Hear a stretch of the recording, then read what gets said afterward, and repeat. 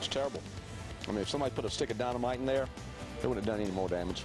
The cleanup begins after a tornado touches down along our coast. Tonight, we're getting a better look at the damage. Plus, 9 on Your Side investigates a police officer accused of using resources to stalk women, and he's not the first officer arrested this year. What the police chief has to say about that. And moving into our day of Thanksgiving, we begin to wrap up our experiment on faith. What our faith leaders have to say about greed. Your news at 6 starts right now. This is 9 on Your Side at 6.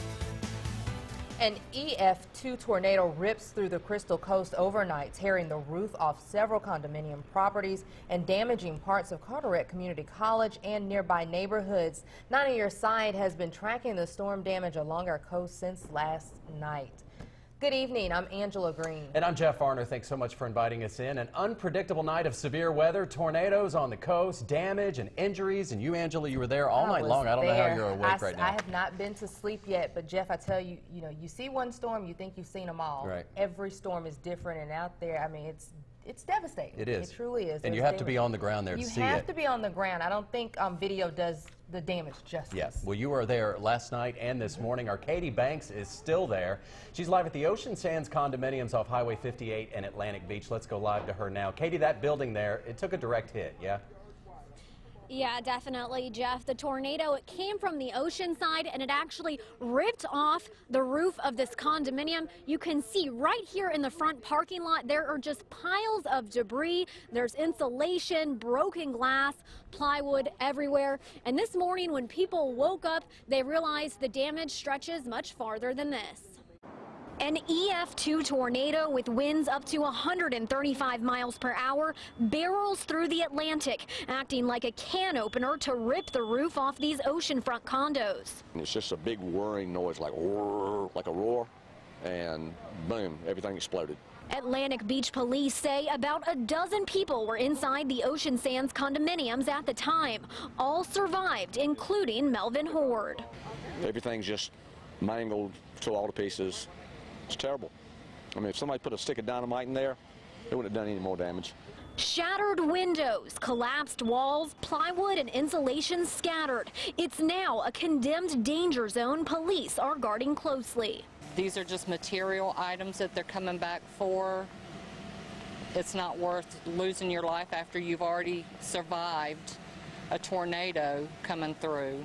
The tornado then headed inland across the sound toward Morehead City. Its strong winds shattered windows and tore through several campus buildings at Carteret Community College, hurting one student. Then it hit Carteret General Hospital. Did raise the roof off some of the rooms in the ED, ceilings, tiles fell in.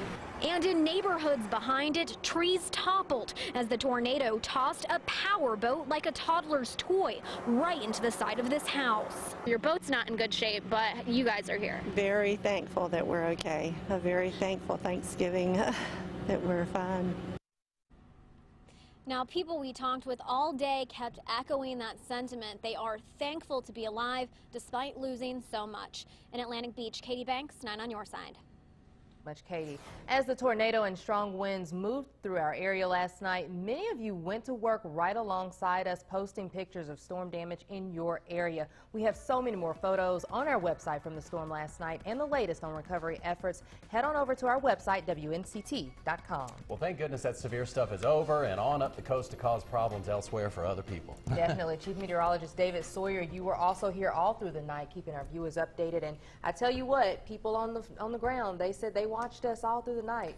Keeping our viewers safe. That is our number one priority. And indeed, as you pointed out, Jeff and Angela, good to see this storm system moving on out. But one more look back at this storm system. We're going to give a bird's eye view of Katie's report, sharing with us again that this storm produced the tornado as a waterspout that then came ashore at Atlantic Beach, moved across from the Ocean Sands condominiums right here across Bogue Sound and into the mainland area around Carteret Community College and on across the hospital and then on into deeper Morehead City and beyond into Carteret County. Winds of 125 miles per hour with that EF2 rating as it came ashore at Atlantic Beach and had EF1 damage between 86 miles per hour and over 100 miles per hour elsewhere in Morehead City.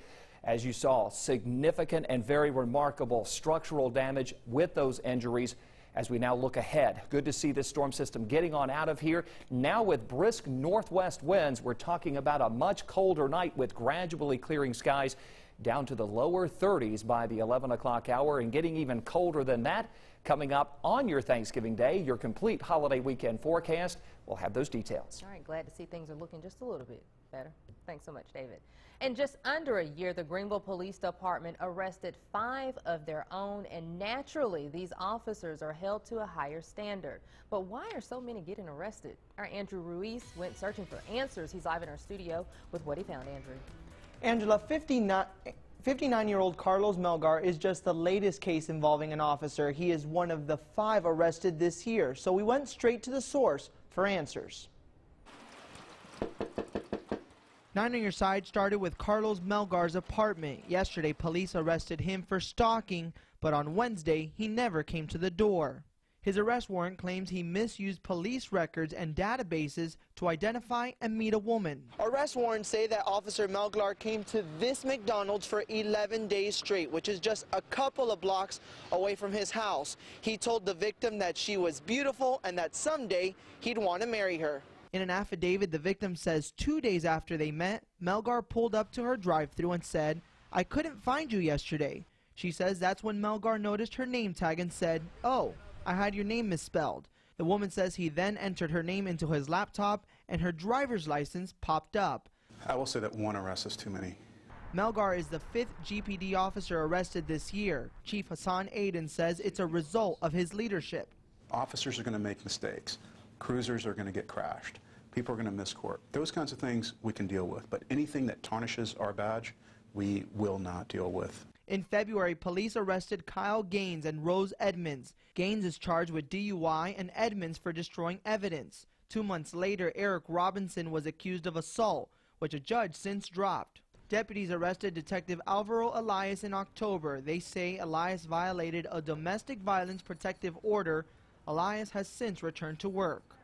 These arrests are indicative of us dealing with our own issues, and we deal with them head on.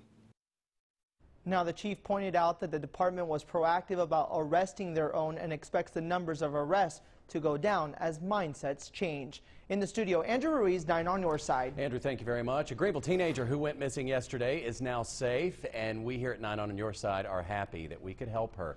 Destiny Allagood showed up last night to our studios here. She was cold, she was sad, and she was looking for some help. I gave her a big hug as people were out looking for her. Together, we called police, who tell us today Destiny is in a safe place. If more necessary details become available, we'll certainly let you know. She wanted us to let everybody know, though, that she is okay, and she thanks everybody for caring about her.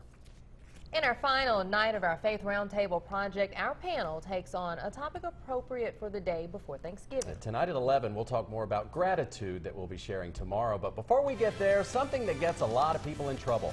Coming up, our next discussion on the topic of greed. Your Storm Team 9 forecast taking you through the holiday weekend. Of course, beyond in your 7-day outlook. That's next.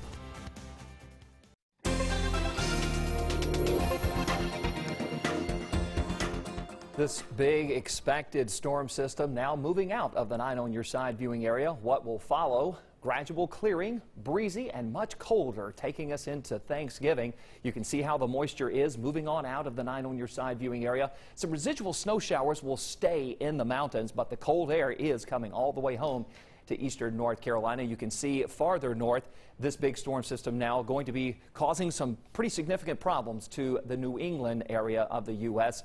And of course, that being the case, as you can see this storm riding on up the eastern seaboard. Notice how the skies are clearing out. Temperatures are tumbling behind this cold front. The associated cold front bringing in temperatures now in the upper 30s to lower 40s inland, mid 40s at the coast, but everywhere feeling even colder with these northwest winds 10 to 20 miles per hour sustained, gusting even higher at times. It feels like the upper 20s to lower 30s with the wind chill factor. Certainly bundle up for any evening plans you may have. Here is your precision forecast. A cold night across eastern North Carolina communities. Upper 20s to lower 30s inland and low to mid 30s toward the coast with low 40s for the Outer Banks with a windy and cold night. even along the OBX. Forecast on Thanksgiving, lots of sunshine, but it will be very chilly. In fact, we'll call it a cold, lower 40-degree temperature, and with the northwest winds continuing, it will feel like the 30s with the wind chill factor, despite plenty of sunshine during the afternoon hours. And even on into Thursday night, those trying to head out to do some pre-shopping or even some shopping late and into Friday too, high pressure is going to hold on to our weather pattern all the way through the rest of the holiday weekend, giving us a mostly sunny sky on Friday, mostly sunny to partly cloudy on Saturday, and even on into Sunday. The rest of the weekend looks spectacular. So here is your 7-day forecast. To call for highs only in the low to mid 40s Thursday, Thanksgiving afternoon, feeling even colder with that brisk northwest wind. Frigid for tomorrow night, lows in the mid 20s inland, lower 30s at the coast, and low to mid 50s take us into the weekend. And mid 30s for overnight lows. Will still be plenty chilly, but not quite as cold as we'll have tonight and tomorrow. And to just put one more little bit of perspective on this, Jeff and Angela, the storm system itself, although 2 football fields wide, had the power of a major Category 3 hurricane with winds of 125 miles per hour. Carteret County citizens do know about those hurricanes, but in a 200-yard swath, a major hurricane force wind of Category 3, almost Category 4. People are lucky. It was absolutely right. All right, David, thank you very much. All right, moving on here, we need money to live, but when is too much enough? Is greed evil? At that point, it moves into being very evil, and it at least puts you at a place where you're not be able to be in full relationship with God. After the break, the next story in our 6-part experiment, There Am I Among Them, a roundtable on faith, is next.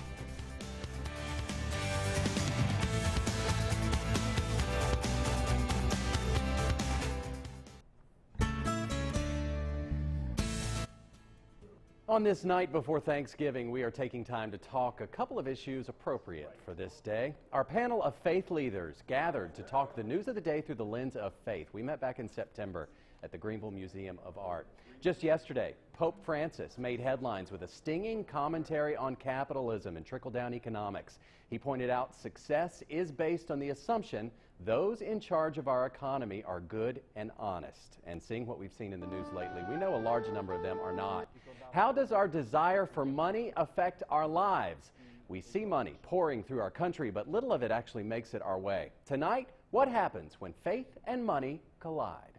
News waking up to the American investment bank Lehman Brothers has filed for bankruptcy in New York. We have stock market collapse. We have Ponzi schemes. We have people at home who can barely feed themselves, yet we see corporate America raking in the dough. From a faith perspective, throw it out there. Greed. Well, it's universal. It's not just corporations. I think it's all of us. And that's one of the biggest struggles of our lives. So there's a start. How do you mean? Well, we all fight against it, don't we? I mean, in our own little corners of the world. It seems like the less successful you are at fighting off that greed, you tend to take advantage of folks, put yourself in a position where you have more money and more power and are able to do it even more than you had in the past. I would think in the capitalistic system, you know, it's money to make money. And it totally separates the people that are really involved in it, especially the laborers. And when we take the human person out of it, greed takes on a life of its own. And I think we make a distinction between wealth and greed, because just someone who's wealthy doesn't mean they're evil or they're greedy. They just might have had, you know, great success in business and so forth, and are really good. Greed is when you always want more. And then I think that is an evil. At that point, it moves into being very evil. And it at least puts you at a place where you're not be able to be in full relationship with God, I would think. So it's this thing that builds on itself. I mean, money is the root of all sorts of evil, right? I mean, the love of money is. Love of money is, exactly.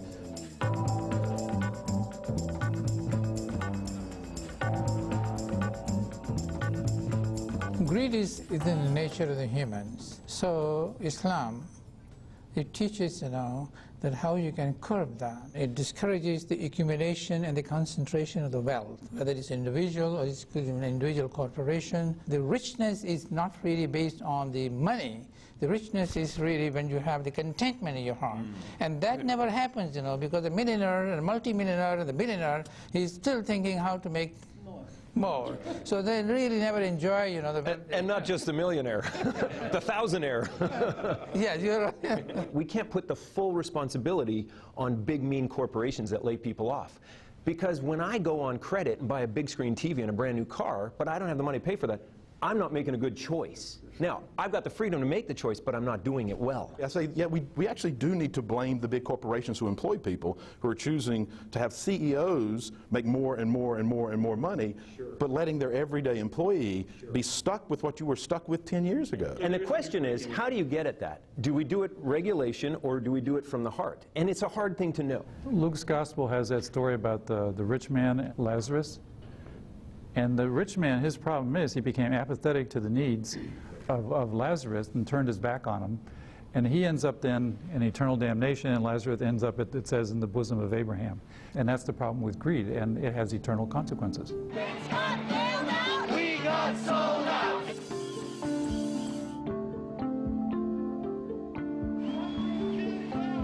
Corporations putting money into politics. Is democracy in danger because of greed? A person like me who doesn't have financial and other means, you know, but still maybe ideal person to be a servant of the public cannot really be a part of that. And the reason is because you have to have money, you have to have support of the special interest, you have to have support of this group to give you the money. I think also democracy is at risk when we don't have a thinking public. When we have a public who's not willing to consider all the angles on things and is not willing to stand up and demonstrate or to stand up and be part of whatever needs to be. Because that's where, you know, you can have democracy when people are engaged thoughtfully. What do we do in our homes? To combat it a little, there's a very basic concept in Judaism called tzedakah. It's not just charity, as wonderful and as important as charity is voluntary. If I want to give, okay, I'll give, but the tzedakah is mandatory. We should have a charitable aspect of what we do, and giving is a part of it. And the more we do that, the more we can be able to help more people. We have gotten away from why are we really doing this? Are we helping to meet the need of mankind? Are we trying to better the society that we live in? Giving to get. Imagine that. It really does make a difference. Join us online as we're already chatting about tonight's topic and many others, and see this story and all the others in our special website within a website at WNCT.com. All the details and all the project videos, they're there for you 24/7. Now tonight at 11, we're going to wrap this whole project up with some wonderful thoughts on the topic of tomorrow. Gratitude. A nice, grateful way to end as you prepare for Thanksgiving. We look forward to that. A lot of the feedback that I've read has made me go back and watch every segment, and I have to say, what is the takeaway? You know, we talked the other night about nobody's right or wrong. Right. But the takeaway this time, and the pastor, I don't know his name, but he said democracy, having democracy to engage others. And I say we've done it this series so far. Well, we appreciate that, Angela. Thank you very much. We're proud of ourselves here, and we thank you so much for being part of it.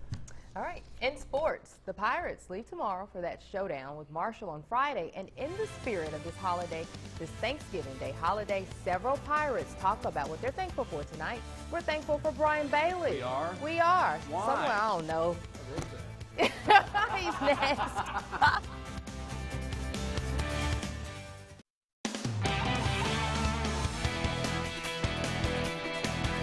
East Carolina Pirates celebrated Thanksgiving a day early as they get set to head to Huntington. The Pirates had an early closed practice today and then celebrated the holiday. The players, coaches, and families all gathered this afternoon to take in the traditional Thanksgiving Day meal a day early. Pirates will travel tomorrow in the spirit of the holiday. Several Pirates told us this week what they were thankful for.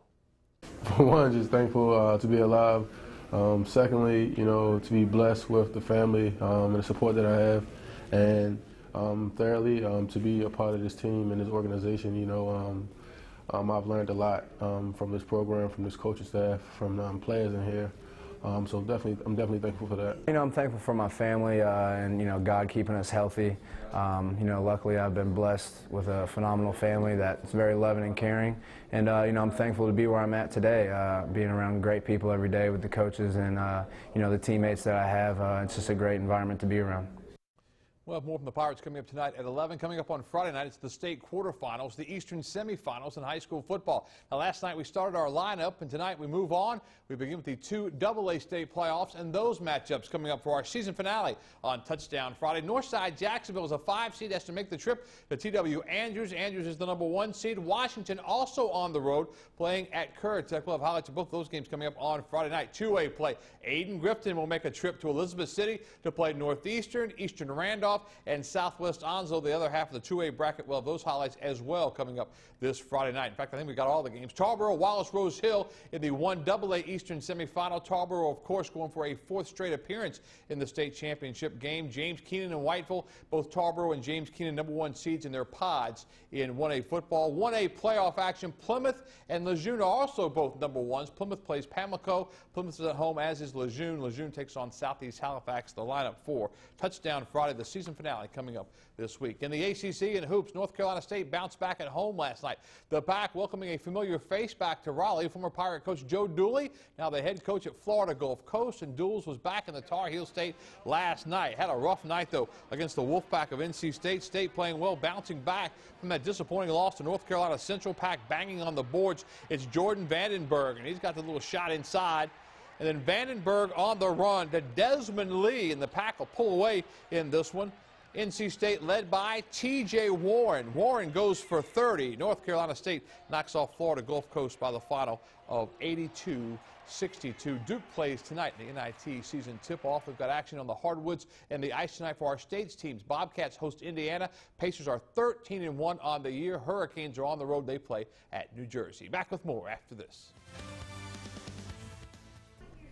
All right, let's hope that we don't have a repeat of last night anytime soon. I got to go to sleep at some point. That's I just right, want to lay down and go to sleep. absolutely. Yes, much calmer weather coming back our way, but it's going to be plenty cold in eastern North Carolina. Here's your 7-day forecast. Tomorrow, Thanksgiving Day, 42 degrees, will be plenty chilly. We'll call it a cold afternoon with wind chill values in the 30s. That's very good, Jeff Varner. Turkey sound. Looks just like you, Jeff. Was that Bailey? Let's see. No, it wasn't Bailey. Believe me, it wasn't Bailey. Big shopping day on Friday for many. Highs near 50, and then low to mid 50s right on through the rest of the holiday weekend. Weird-looking turkey. He makes noises. It's your twin, So Jeff. a weird anchor making noises. Our boss is right there. She's running out. Brian, you better behave. I always behave. He's a good guy. That's it for us tonight. We thank you so much for being here. We'll see you again tonight at 11.